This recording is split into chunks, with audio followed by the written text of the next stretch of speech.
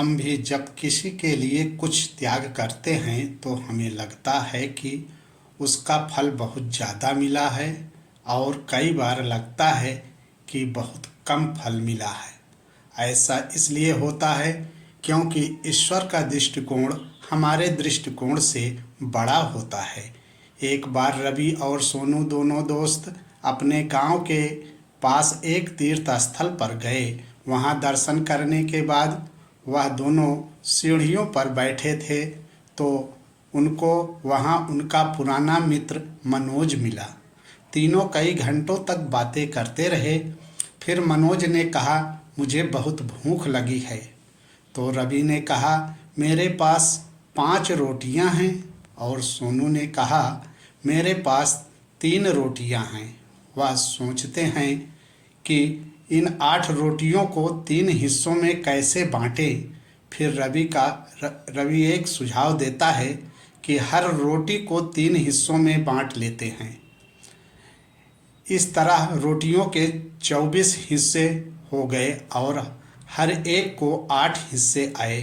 मनोज खाना खाकर बहुत प्रसन्न होता है और उन दोनों को 8 सोने के 8 सिक्के दे देता है और कहता है कि तुम दोनों इसे बांट लेना। जब बांटने की बारी आती है तो रवि कहता है, मेरी 5 रोटियां थी इसलिए मुझे 5 सिक्के मिलने चाहिए और तुम्हारी 3 रोटियां थी इसलिए तुम्हें 3 सिक्के मिलने चाहिए।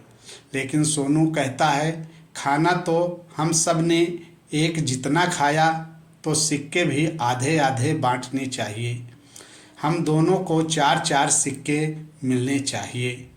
वह दोनों अपनी रट पर अड़े रहते हैं और किसी भी फैसले पर नहीं पहुंच पाते। उस समय मंदिर का पुजारी वहां आया और उन दोनों ने अपनी बात सुनाई और उनसे न्याय करने के लिए कहा। पुजारी जी ने दोनों ही पक्ष की बात ठीक लगी और कहा और वह भी कोई फैसला नहीं कर पाए। उन्होंने दोनों से एक रात्रि का समय मांगा।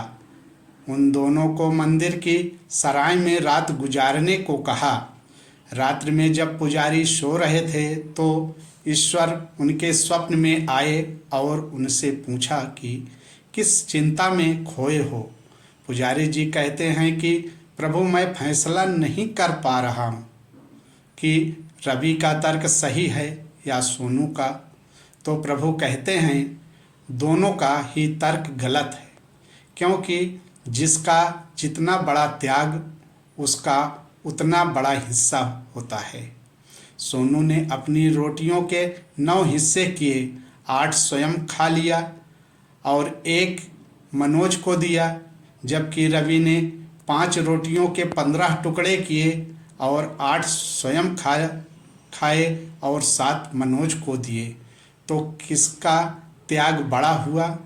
अगले दिन पुजारी ने इस तर्क के आधार पर सिक्के बांट दिए। इस तर्क के आधार पर सोनू भी खामोश हो गया और कुछ ना बोला। अगर कहानी पसंद आई हो तो लाइक, सब्सक्राइब और शेयर करें और बेल आइकन की घंटी को दबाकर सब्सक्राइब करें। धन्यवाद।